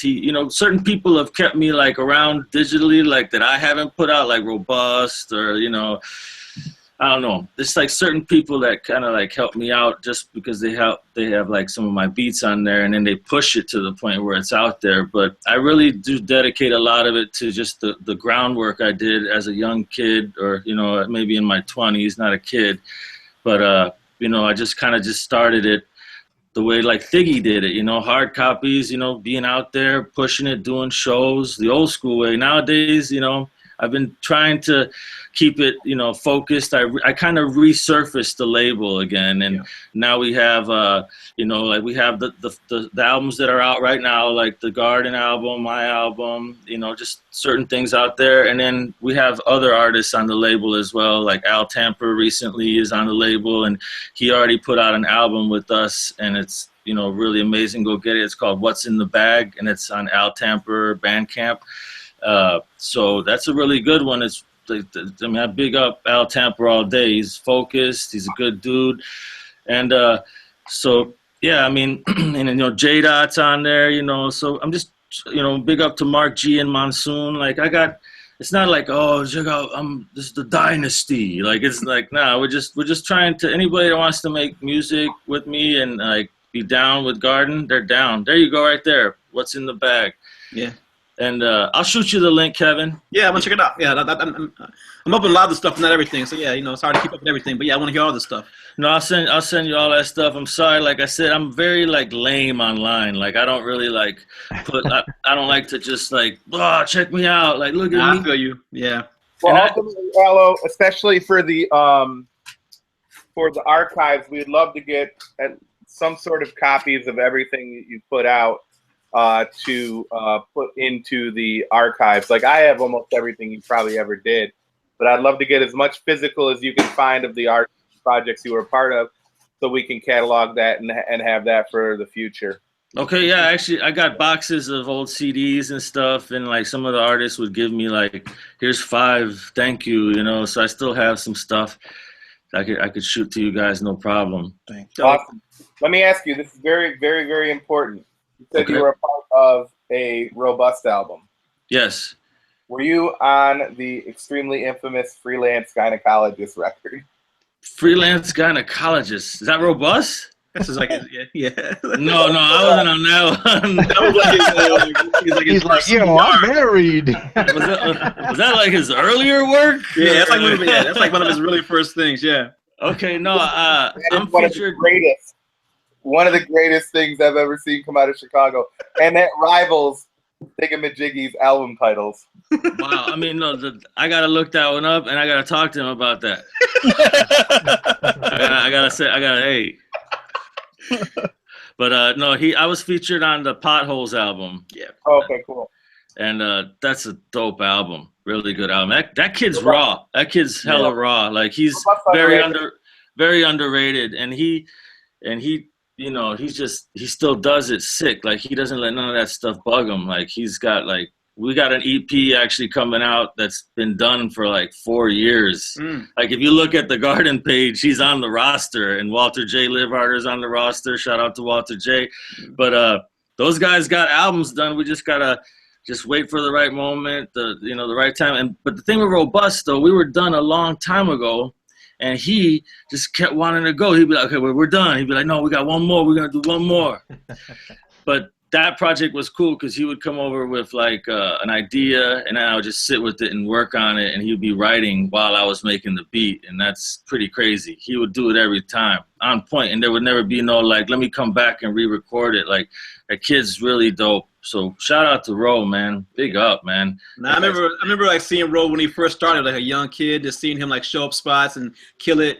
And like you said, like he just sent me some new tracks like a month ago that are amazing. Oh yeah. So he's like, he just continued to grow as an artist. He's making some of his own beats now, stuff like it's doing great stuff. Yeah. My favorite Robust story is I walk up and there was a battle, and I want to say it was at the House of Blues or somewhere. And I walk up and I'm like, yo, what's going on, guys? And I walk up to Pugs or somebody, is Pugs and Prime. And I'm like, yo, how'd everybody do? And they're just talking about it. And then they're like, yo, Robust got kicked out or something happened. He lost in like one round, but he re-entered and just flipped his name backwards. And he went in his bust row. Whoa. Yeah, he went so Chicago like Brian right there. Like, yeah, I'm just gonna re-enter as bus row instead of Robust. That's totally dude though, right there, man. Like he's got like an inner G to him. You know what I'm saying? Like it's like that dude. He's pretty gnarly, man. Like you don't want to get on that kid's bad side because that dude is like, he's like a little De Niro or something, man. He's like, you talking to me? He'll fuck you up. Pardon my French. Like, he's just like, that kid. I got war stories with that kid. If I ever need a bodyguard, that's gonna be my bodyguard right there. Jesus. Hey, Alo, you mentioned doing cuts, doing beats, doing rhymes. What was like, and even like doing stuff more musically too. What was the first thing that got you into all that, and then how did it develop? And you trying all the different aspects of the art forms. How did it kind of develop? Oh man, I guess just I've always been a fan of hip hop you know, I grew up in the 80s, obviously, and then like in Hyde Park, I used to kind of break dance, you know what I'm saying? And like I had a little buddy of mine, his name was Hunter Brumfield, DJ Toast. I don't know if you remember who he is, but rest in peace. But he got me pretty much into like, you know, the whole, like I wanted to, you know, he introduced me to the show, like that 45, Dougie Fresh, you know what I'm saying? And like, so as a little kid, that kind of started it, you know, and I was already like listening to a lot of like B-boy tunes like Nucleus and like Kraftwerk. So I was already like, you know, but then when I started hearing raps, like I'm like, oh man. So now flash forward to me being like in college. That's when I met like my guy Justin, who taught me how to scratch. I'm like walking down the hallway in the orientation day of the dorm, and I'm hearing like, I'm like, uh-oh. So I'm just like, and I'm like walk in, and this dude's got like purple hair and like skate pants, and I'm like, perfect. So I'm like, and he's sitting there scratching. And he's sitting there scratching, and he's scratching the drum and bass too, which was nuts. And I'm like, I never even heard. It's like the amen break like super fast, and I'm like, oh, I've never heard this stuff before. But his scratches were like hip hop cuts, and then he's like, oh, I scratch hip hop too. I got hip hop stuff too. So he taught me how to kind of start scratching. You know, him and my guy Mizo, who lived in the dorms. Shout out to my guy Swanberger. Like Swanberger, like he taught me how to kind of freestyle. You know, we would sit in the hallways and like, you know, he would just be kicking. He could just flow whatever. He could flow breakfast menu, like whatever, anything like. And so he taught me kind of that. And so as in college, I'm just like, it was mainly my peers that introduced me to a lot of that. And the peers that I actually just gelled with, being like, oh man, I want to do that. Like, this is amazing. And then, you know, like, just hearing like you know, now after flash forward to now I'm a little older, now I'm making my own beats. I can scratch. My head spin isn't as dope as back in the day, but you know, like I just basically just looked up to people. And in that production game, that started by looking up to guys like Panic and like Tone and Cap, like the labels Moment and All Natural to me. And like records like Rubber Room's record, like I'm just hearing like, you know, the Chicago, I'm from Chicago. So I'm like, there's like a lot of Chicago stuff going on. And I want to learn how to do this. I want to be this too, you know, or I want to contribute, so to speak. So looking up to those guys who I consider like superheroes, you know what I mean? Like indestructible, you know what I mean? Like, I got so many Moment records, all Nat records, and like these dudes would come in, like Tone would come into the Pontiac or Lava Lounge where I'd be spinning and hand us records, you know, like white labels of the Daily Planet or like white labels of an IO, like, and then we would just break the record right there, like me, Dervis, like, you know, so just the love was just amazing. So like when I'm DJing and I'm getting like records from like Chicago cats, it's like, oh man, like, I feel like I'm like a mini Funk Master Flex and stuff, like, but horrible like comparison, but like, but you know what I'm trying to say. Point taken. Yeah. Like there was a lot of like specialness, a feeling of specialness back then, and I looked up to so many people that kind of paved the way. Everybody has somebody that paves the way for you, or like a vision that paves the way, or like a knowledge that paves the way. But I really give that to a lot of my Chicago peers, like yourself, Kevin, you know, like a lot of the DJs that were holding like hip hop down back then. And, you know, that just like made it cool for me to be like, oh man, this is where I want to be. And then fortunately, like I'm still here. It's pretty crazy. And I'm not like ashamed of anything. Like I'm very humbled, and like I mean, it's a great feeling. It's just something that like, you know, is really deep in my heart. So like all that stuff, like the beats and the scratching and stuff, you want to thank like everybody in Chicago, everybody that put out a hip hop record, everybody that made a beat, you know, everybody that DJ'd, everybody that had a show. So. That's dope. All right, word. That's dope. Yeah. Cool. Hey, you're obviously still very active, making music. Who are some artists that you have not worked with yet that you want to work with? Definitely want to. My bucket list is easy. It's Akbar, Cap D. I think that's it. Pretty much. Because like I tried to hit a Raw Digga like years ago. Man, come on. It was like 5 G's for a verse. And I'm all like, I wanted to put Raw Digga on a track with Ange 13 and Millie Mango. Wow. And that was gonna be the illest business. Yeah. But unfortunately, like unfortunately all I got was just like, yeah, 5 G's for the verse, 2 G's for the hook. And I'm like, oh man. You know she was gonna be on a record with Ange 13? I'm just saying. I mean, I was like, I don't know. I heard it. I heard it, and I'm like, I can hear it. And I love Raw Digga. Like Raw Digga is like a hard MC Light, you know what I'm saying? So like an MC Light is hard, but like, you know, it's just something about the Ra's voice. But that's like my thing. Like I don't know. I tried in my past to like work with like, you know, super big people, I guess. But you know, man, screw all that when you got like the super big people like right here in the hometown. And that's what I'm saying. Like Akbar, super sick. Like I've been a fan since you know, Jamalski, you know, his appearance on Jamalski's record, and that's pretty amazing to like when he did the Bang Boogie, I think it was called. I forgot. Big Bang Boogie. That album is still thorough, and you know, he still does stuff too. Big up Ak, you know, like but he's thorough, and Cap D is just amazing to me. You know, I always looked up to him production-wise. Like, I remember finding out when he produced. Like, it's like, wow, I used to always think Tone did all the beats and everything, but Cap was very, very intricate with the production on All Natural. So, yeah, that's kind of like 2 people I can think of off the top that I've actually talked recently about working. Cap, I don't know, man. Cap is hella busy and hella like famous now, like I don't know. Like, so me calling him, I'll be like, "Hey, remember me?" 5 G's. He'd be like, "5 G's."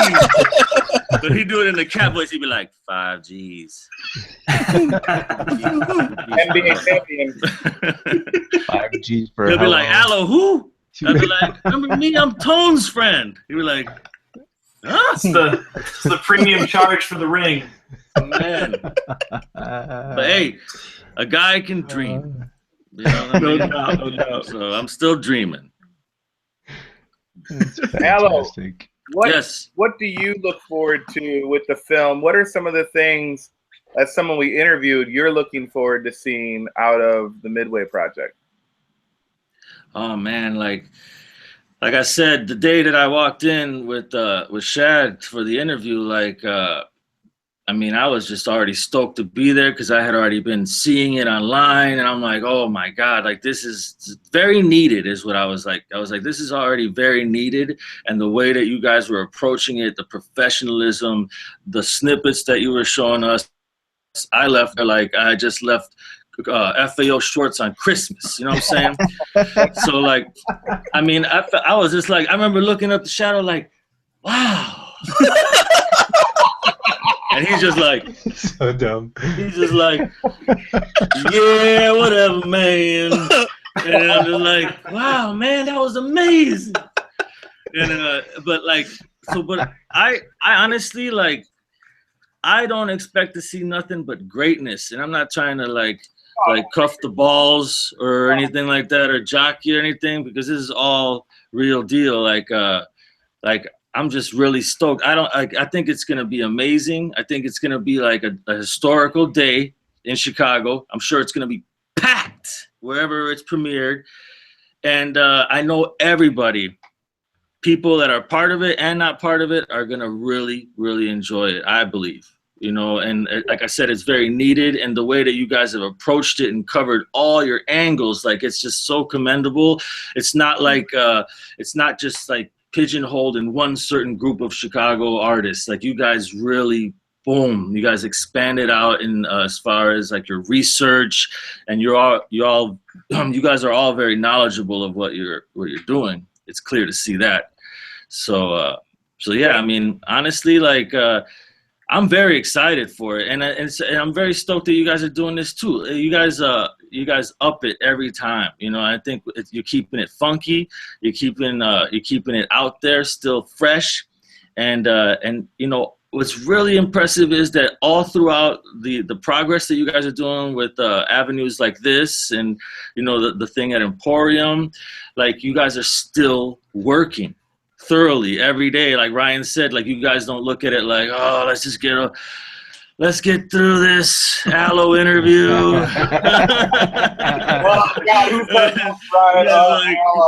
You guys are stoked every time, and that's amazing. And you know, I'm like that too, dude. You know, like you gotta have fun with it, man. You gotta love what you do, and do what you love. Bars. Oh! Okay. Because I'm just curious, like, because it's such a community project and it's getting done because of the help of people like you and everyone else who is like I'll have a number and or not a number, but I'll have a name and I'm like, hey, I need to find this person. How can we track them down? And someone helps me get to them. And it's super. Or I was about to hit you up. You have some numbers of people. I need some people owe me some money. I was like, wait, I'm gonna have to go through your Rolodex. Midway Collection. Midway Collection Company. Can we help you? And I'm gonna put an APB out right now. Who, if anybody out there, because one person we're looking for who's on the list, who I can't find because I'm the one who's tracking everybody down. I've just run into some brick walls. Is Seal Fresh? Does anybody know what Seal Fresh is or have a number on Seal? It's been a minute. We'd like to talk to Seal. So that's the official Midway Podcast APB. All right. I know his old DJ Mental. I don't know if you remember DJ Mental. I do. Yeah. But I don't know if those two talk or anything. But yeah. Seal Fresh MIA, man. Last I saw him was like 3 years ago in Pilsen on 18th in Ashland. And probably coming to visit Risky and I. Yep. Man, if I hear anything about him, though, I'll definitely shoot you his if anybody info. knows out there watching, please let us know. We do want to reach out to him. Yeah, Ryan, I was thinking we're going to, a few of these people, if I'm having a hard time tracking people down, again, it's the community effort that gets this done. As I always say, this film is going to be as good as the community lets it be. And I believe the community is helping right along, man. Like, cause everybody's really stoked, and there's no egos. Everybody's like just giving, you know. And that's the thing too. Ego kills good stuff, and I'm really, really happy to see that none of that is a factor in this. You guys are so humble for doing this and taking your time out, and you know that's just it's like super commendable. Thanks, man. All day, real deal, man. Yeah, you know. Hey, I got a question for you, man. So you know you're involved in like a lot of different aspects, working with other artists, doing your own music. How do you determine how to best manage your time? How do you know like what project to focus on at any given time when you have so many options and you know some ways you can go this on your own stuff? You know, how do you know I want to do this right now? How do you make those decisions? I just do it. You know.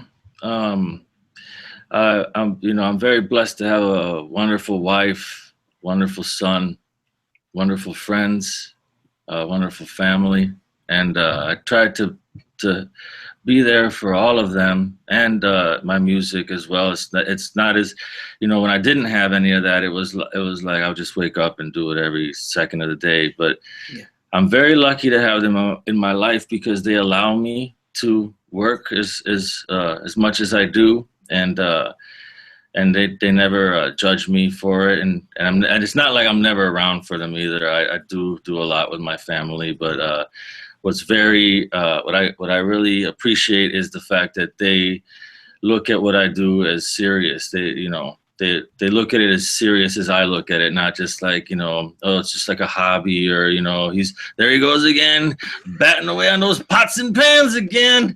Right. It's like, you know, like, no, I mean, like they're very supportive, and I think you need a supportive team behind you in every situation, whether it's family, friends, you know, but like, so going into stuff, to answer your question, like if I'm working on something and some other artist comes in to do something out, there'll be times when I'm juggling like 3 or 4 projects, but somehow it gets done because you know, their work ethic is very good, and so they get a lot of their verses done or their work that they need done, and then by the time they come back again, we're already like halfway done with this. So it's just it's a good thing. If I notice that something is gonna take like a long time, then I give it that long time. Like right now, my group, I'm in a group called The Dread. Shout out to The Dread, Billa Camp and crew, Nolan, Will, Shelly. Like we're working on that album right now, and we're now mixing it at my studio now. And that they were all mixing it before at like other studios and stuff. But I always said, if you guys need anything, come over here. So now we're working on that, but that's a little bit more of like, it's going to take a little bit more time. But because of that, I still we schedule. It's scheduling too helps too, yes. Like, you know, but most of the time, if it needs to be done, I'll do it. And granted, nobody's perfect. There are certain things that I still need to finish that aren't done, and they are. And to the few people that know what I'm talking about, it will come, fellas. Don't worry. Please have faith in the old man. I got you, or else I would have never committed from the gate. So, right. But yeah, but there, like I said, nobody's perfect. But I try to stay as productive as I can. And like I said, I don't go out no more, so I gotta keep my chops up. So I gotta keep my music thorough, and I gotta stay somewhat like out there. But you know, at the end of the day, if I'm not out there, it's cool because I'm in here. Boom! Bars again. Bars. Oh man, I'm sorry, that was just corny. You're writing an album right now. No, not at all, man. Not at all. But yeah, it's all Orville about. Redenbacher called me. He wants his bars back.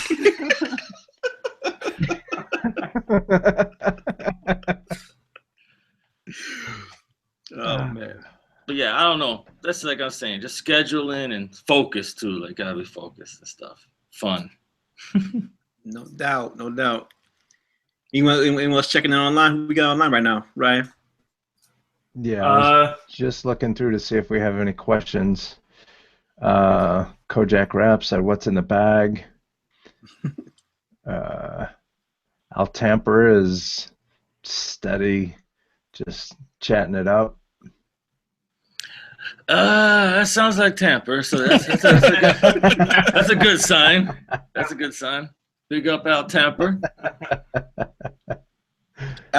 Oh, good. Alo, Yes. I want to big up your work for the Note, everything that you've done for the Note, man, because every time we would go in there on Tuesday night, it would just be an honor to be able, as a DJ, to be able to listen to you all and to you orchestrate, you and everybody else orchestrate the instrumentals for the freestyle battles. It was pretty bananas. So I think about those nights a lot, man, and you help with a lot of that. So big ups. Thank you, Doe. Thank you, man. Yeah, those were pretty amazing times, you know, and it was always like a show, you know. This was pre-Serato and stuff, so we would have to have, like, I would get my records and then just like, because I know, like, bar method, I would hear, like, a lot of, like, open mics, they'll just be, like, just sloppy with the beat dropping in and, like, you know, no bar, the guy's still going, like, so we kind of birthed that whole, like there's really, like, no count off or anything or get off the stage, where Larry Miller would just be like, hey, if you're whack, give me that, you know. But it was very, like, and I thank you, though, for saying that, because that's really what I prided myself on, is to kind of make the MCs, like, feel like they're, like, in that tune, and, you know, like, I would drop it and stuff, like, it would just sound like a song, you know. And so those open mics were really fun, and just spinning in general. Back then, it was a different beast, and I wasn't mad at it, you know. Yeah, for sure. I mean, I have, like, anytime I walk past the Note, man, it's like a single tear, bro. Like, it's it's all the time. I walked past there today, and I thought about it, and I thought about you all DJing, man, and how good of a time it was, and how, like, that place will never have that energy or that aura ever again in life, you know?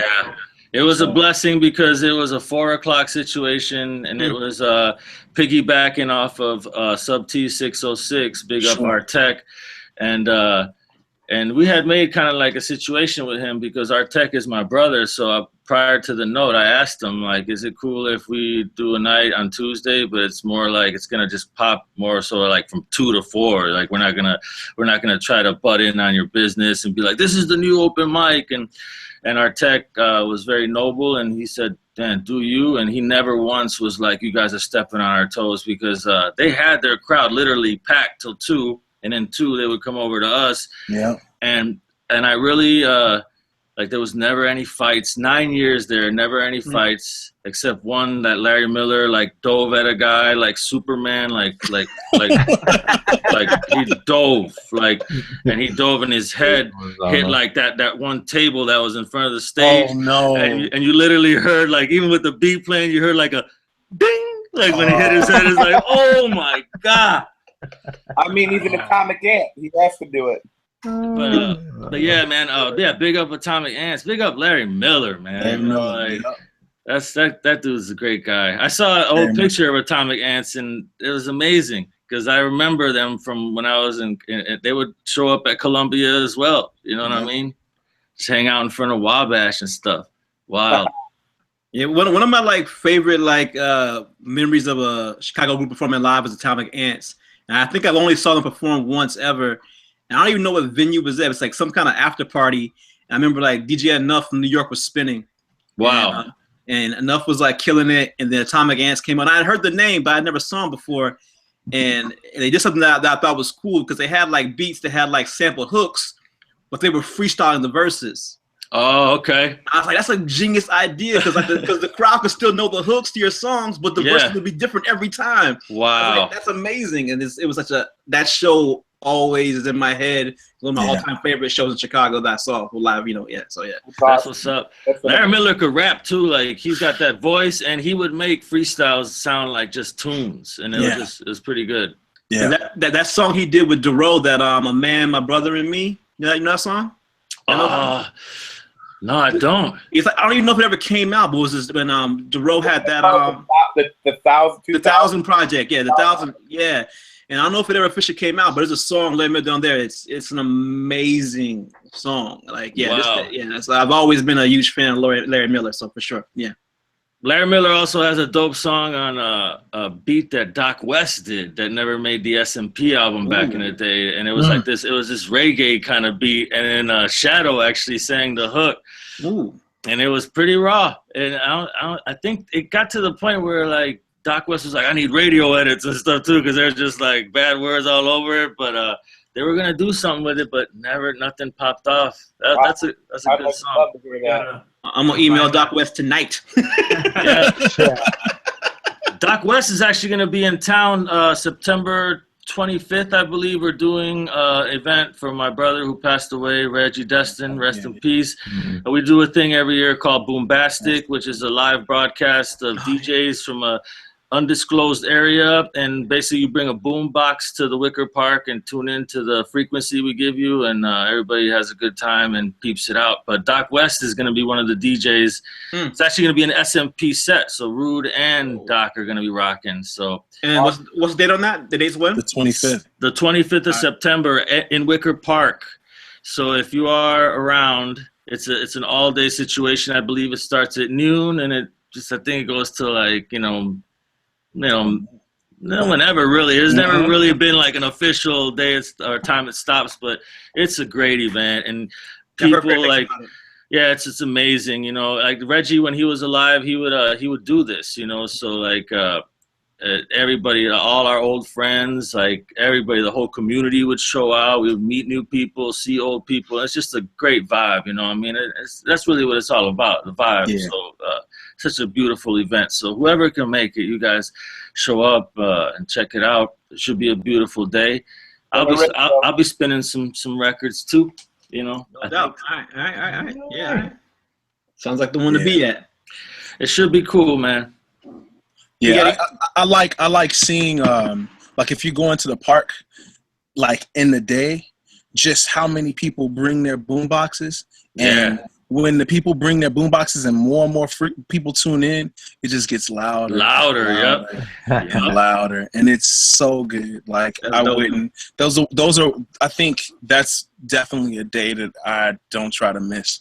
Like Boombastic is super awesome. Yeah, it's such a fresh time, man. For sure. So speaking of spinning, since I haven't been in Chicago that much lately, how often do you actually get out now and spin? Alo, do you spin pretty often, or is it pretty rare these days? It's pretty rare. You know, like the most spinning I'll do is if like somebody has me come in and like guest on a night, or like I do a lot of scratches for people. You know, like the most shows I've been doing right now is like I've been doing shows with Al Tamper. You know, we have a show coming up this Thursday too, actually, with the artist called Coolzy. I don't know if you guys know who he is, but we got that's at Jerry's this Thursday. But as far as spinning, like I'll get down anybody that asks me, but like it's kind of like a different game right now. Like I think a lot of people just think that I just spin like just hardcore rap and like boom bap stuff, but I do everything, man, you know. But those who know, they mess with me and stuff. Shout out to those cats. But like honestly, man, like I love DJing and I always will. But I really just love I'm doing a lot more of the music stuff these days, because I spun for so many years, man. And I'm not trying to say that there's like a time limit on that, but like going out and just being out late and like getting back home, waking up feeling like crap, like it's just not really my shtick no more. But I do get down for like dope events, like fun events, like if like Bangles and them were to do something, like I'm there, you know what I'm saying? Or or if like Rude needs me, you know, I'm there, you know. So like, you know, Dirty MF just hit me the other day to get down at North Bar, but I couldn't. So I mean, shout out to those cats that still remember me being like a DJ or whatever. But I don't really get out that much, Kevin. No, I feel you, man. So that's the same with me. Like I think last year I did 2 DJ gigs. And this year I've only done 2 so far, and I probably don't know if I'll do another one this year unless something super cool comes up. I'm the same kind of thing. I love the DJ, but you know, I want to have the right kind of event if I'm gonna go out there and do my thing. So I feel you. Exactly. Speaking of, Kevin, you just released the anniversary Time Travel anniversary archive from last year on SoundCloud, right? Yeah.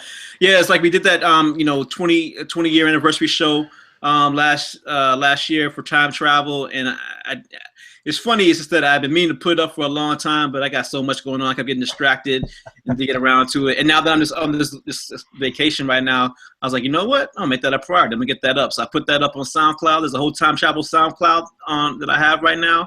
You know, previous to putting that reunion show up, it had been up for a while, but like, you know, some like classic Juice freestyles and like some demos. And now that I see like, you know, people are kind of checking it out, I think I'm going to go ahead and start putting more of those time travel moments up on that SoundCloud page. So, so if you were fans of time travel and the demos we played and the freestyles, go to that page and follow that SoundCloud, and you'll start seeing things pop up. Some classic history of, you know, this time travel in Chicago in general. Because like a lot of crews came through that show or gave me demos to that show. A lot of those things, you know, even that reunion show, a lot of things we played never actually came out. So it's like some ill history to Chicago right there. Let me interrupt the conversation to say that Kojak Raps has officially called in a BS alert, we'll call it. He said Garden Music wrecked a set at my band's EP release. Him and Shadow killed it. Don't let him lie. So you, my friend, must have forgot that we got people listening, and you are out there killing it. Nah, man, that wasn't me. That wasn't me. That was Moby. That was Moby. That was Moby.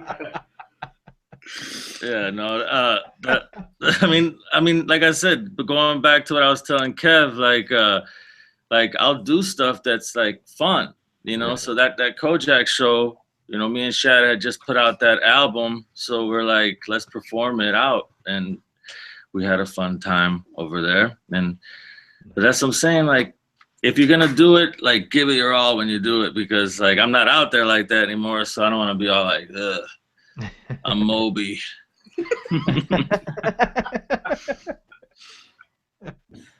Well, guys, it's time for this or that. Yeah. There's games? Oh Yes. yes. Oh yeah. Nice. This is a legit show. We got this or that. Here's the proof. There's no prizes. It's just, you know, Props. just props. We got props. We got props. Hip-hop commodities. So, we got a couple questions we're gonna ask you, and you just basically, you know, it's a this or that. What you prefer? And Okay. Yeah. since you know, this is kind of themed a little bit around your Stranger Things. A couple of them here. Stranger Things influence projects. Stranger Tunes. I'm gonna ask you this or that. First of all, this or that comic books, Marvel or DC? DC. Okay. Interesting. But that's because I'm just, and you know why? See, that's a hard one. That's a hard one. There's a lot of pause. We all pause. That means that was not the answer Risky was looking for. Not at all. I'm just, And I'm glad he said this. I'm like an uber Batman fan. You know what I'm saying? Like, Yeah. Batman rules. Like Batman he's the real superhero because he's like, he doesn't have superpowers, but these are his superpowers in here. He's a smart dude, crazy. Like he almost like, you know, I mean, I'm not gonna spoil out what Batman's done, but that's for those who don't know. For those who don't know, Ryan. If he didn't watch Stranger Things yet, he don't know about no DC. No, I'm just kidding. I'm kidding. But no, I'm solely based in DC because I'm Batman. Batman's devious, you know. I love Batman. But I also like, you know, I like Marvel joints too. But I read a lot of Batman when I was growing up. So I agree. Long Halloween is one of the best comic books I ever read ever. Do you see that Killing Joke? Did you watch the Killing Joke? They did a visual for it. Yeah, no, I did. I love the book. I haven't watched it yet. I love Mark Hamill as the Joker, so I'm excited to see it. How was it? It's good. It's good. You might have a problem with maybe the first 10 minutes of it. There's like a little something at the beginning that isn't part of the original Killing Joke comic, but it still kind of works, but it's kind of weird. But other than that, Hamill, I mean, you can't go wrong with that. And then the artwork definitely didn't mimic the same artwork as the Killing Joke book itself, but it's definitely worth watching. I watched it already like 3 times. So Did you see Suicide Squad? Friends. I did see Suicide Squad, and I almost tried to commit suicide with my squad, which was just me. Yeah, Because man. I got no friends. It was painful. It was painful, man. And honestly, dude, you can't. I mean, you can't. That Jared Leto Joker, dude. Like, I got into so many internet troll wars over that joint. Like, I wasn't feeling it, man. Like, but like maybe the other characters would have worked, even Will Smith's character. But they're doing a Deadshot movie, and Will Smith isn't Deadshot no more. So it's like come on, man. They just released that the other day. It's messed up. But I mean, I didn't mind Will Smith as Deadshot, but continuity problems. They couldn't get continuity right in the comics, so they might as well forget about it in the movie. Man, I'm saying though, but like the Jared Leto as Joker, it just didn't work. I know what he was trying to do. I know maybe what the writer was trying to do for the movie, but like I'm an OG dude. Like you can't I mean, The Dark Knight was the best Joker, I think. Next to, I mean, everybody. I like the OG Joker too from like the '60s. You know what I'm saying? So, but yeah, Suicide Squad, no dice, man. I don't know. I liked Apocalypse. I liked the Apocalypse though. X-Men Apocalypse was fresh, and I totally get beat up for that one. But I'm goofy like that, man. Like, all right, let me ask you: Spielberg or Lucas? Spielberg. And I'm an avid Star Wars dude too. But see, Lucas, man, he kind of. Maybe if you had asked me this question the day after Return of the Jedi came out in the 80s, I would have been like, Lucas! That's Jabba the Hutt, man! Like, Lucas has done so much to kind of just ruin the brand that I just don't understand it. He had like, those Phantom Menace joints, like, oh my God. That was like, oh. So now, Lucas tried to hit J.J. Abrams with a couple of like tidbits, and J.J. was like, yeah, about that. About that. So it's like, I'm just very sad how Lucas he had ideas, and you can't, Star Wars had its little comedic value, little like Han Solo jokes, but it never was over the top. Then you get like the Phantom Menace and all them, and Lucas's value and Spielberg has so much under his belt. Like, he's got like he's gone outside the box too. You know what I mean? Yep. So Spielberg definitely over Lucas. I got it. Sorry. Goonies or Monster Squad? Goonies. They're making a Goonies too. Also, really? Yeah. It's already been confirmed. I work for TMZ. Official. It's official. You can tweet about that right now. No, I read about that recently, and apparently they're working on the script, and I guess it's gonna be the Goonies. All the cast is still in it. Oh wow. Chunk is like skinny. It's amazing. I think that's awesome. Like, but I'm glad that everybody is in it. I wonder, like, what I don't know. I'm curious to wonder if like Sloth is still in it. Maybe, I don't know. He's like a lawyer now. Like he's like. But I do believe that it's like the Goonies kids. They find like because at the end of Goonies, the boat is still going off in the distance. So apparently they're trying to find that boat where it like One-Eyed Willie, where it ended up. Yeah. All right. Shout out to Chester Copperpot too. Like remember him? Yeah. Oh, He coined his name off of that movie. And I got one more for you. And this is based on music, but it kind of still is in the 80s, 90s theme. Yo MTV Raps or the Video Music Box? Oh man, I'm gonna say Yo MTV Raps because you had like MC Chris Thomas in the early days. You had like, what was the other guy? Lord Saphir or Lord? What was the guy's name, man? The second dude. You got. Like they had like.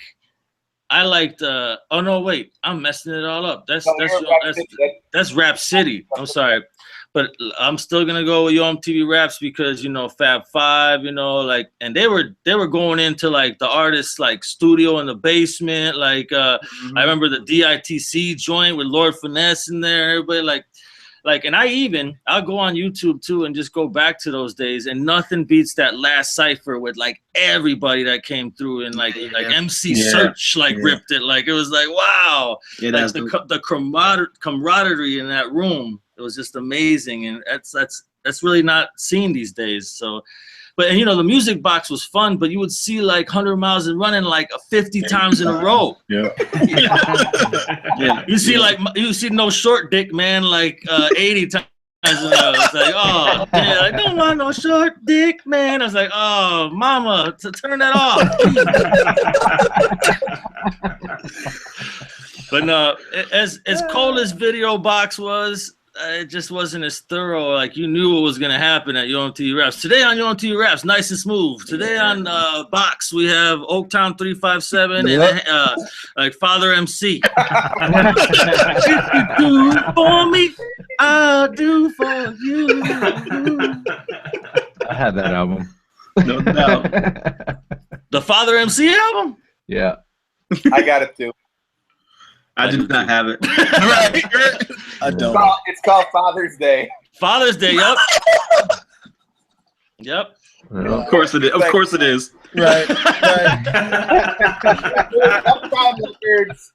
And I love New Jack Swing. So.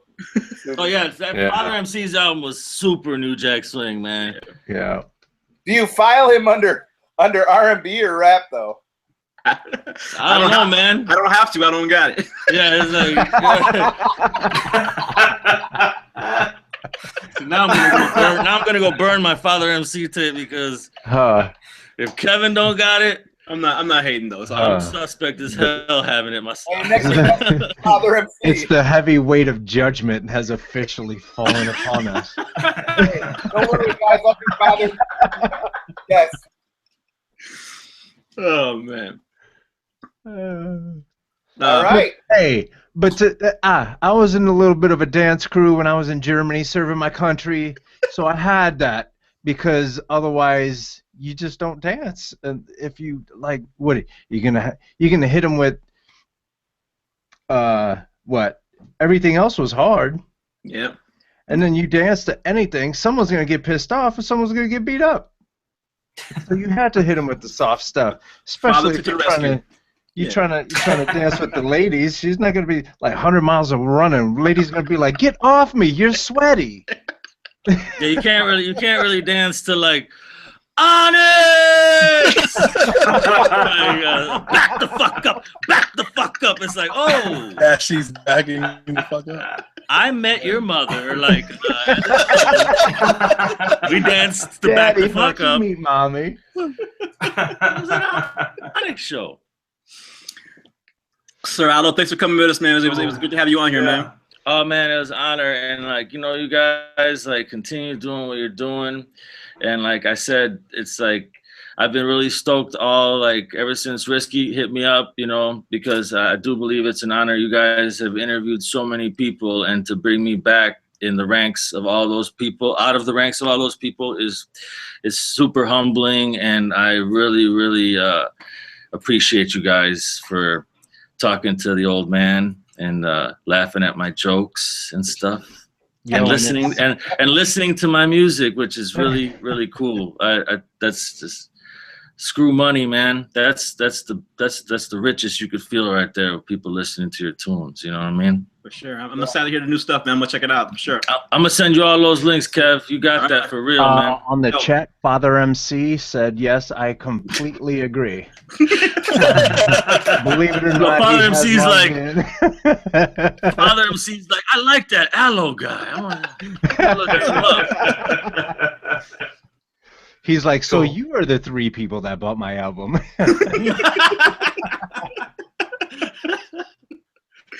Oh man. Cool. Well, thank you, Alan, man. It's been a pleasure, man. We loved having you. And all right, guys. Good times. Man, this was good. Close out the show with a couple of quick things. Don't forget about 606 Open Mic Tuesdays at 7 tomorrow night. Free, starting at 10, hosted by Mr. Shadowmaster. Next week, there will be no Midway radio show, no holiday, but there is a Bears Monday night game. So we are trying to be sympathetic to all of our Chicago family watching that. What's that? I won't be watching it. I said go Bears. Yeah. We're all fans here. Risky. Yeah, we're all fans. Let me know when they get it. We're all fans. Yeah, Risky. I'll help you move to Milwaukee. Let me know quarterback. With your Cubs hat. Want to end it with a couple of sponsors real quick. Genesis Art Supply has been so kind to us to let us film there, and they are amazing. They're also a sponsor for the podcast. They're at 2525 North Elston, and they've been family-owned and operated since 1946. Chicago's premier location for art, drafting, framing, and airbrush needs. Their emphasis on community. They're the one-stop shop for all your creative needs. We have an 18,000 square foot location that also consists of Q4 radio, a gallery, event spaces, and classes for shows and artist meetups and everything. So for more information, check out their Facebook page, facebook.com/Genesis Art Supply, and also Emporium Arcade Bar, Chicago's most popular adult game venue. They got all your favorite video arcade games, pinball machines, and table games. They also host music and events throughout the year at the 2 locations in Wicker Park, 1366 North Milwaukee, and Logan Square, 2363 North Milwaukee. For a complete list of the games, check out the website, emporiumchicago.com. I want to send a shout out to some friends and fans out in Australia, in particular, Mr. David Atsey, who did a real dope Midway graphic for us last week. I think we shared that on our social media. If not, we'll put it up there again. So thank you to him for that. And as far as Midway goes, man, you guys can keep following us at midwaydocumentary.com for news and see who we're interviewing and read about who we're interviewing. Follow us on social media, Twitter at Midway Doc, Instagram Midway Doc, and on Facebook, facebook.com/Midway Documentary. For all of us here at Midway Radio, thank you very much for watching and listening again. And we'll be back in a couple of weeks. And Carlos, thanks again for buying the album too, man. That means a lot. Thank you, Barbara. Thank you, Risky, Kev, Ryan, Doe, all you guys. I love y'all. Love, man. Sure. Thank you for doing what you do. Oh, look at that. Back at you. Back at you. Uh-oh. Oh, wow. There you go. There you go. Somebody's Good got job, Carlos. Good job. That's right. Carlos. Look at there's Risky's in here somewhere too. You'll see. Wow. You guys are gonna like this one. I'm not gonna like it. No, you're not. Hey, by the way, I'm not gonna say who, but this week we have a Snap. alleged. That's awesome. Wow. That's so good. We gotta post it on social media tomorrow. Oh, yeah. That's cool. This week we have a legendary interview or a legendary artist we're going to interview this week. I'm not going to say who, but it'll be up as soon as it's done. I'm very excited for this interview. So we are continuing to interview, and as just to reiterate what Ryan said earlier, we are not done. We are filming. So hit us up if you have any questions or inquiries in regards to that. Yeah. Sure. All right, guys. Thanks a lot. We'll see you in a couple guys. weeks. Take Bye. it easy. Keep up the good work, guys. Thank you, sir.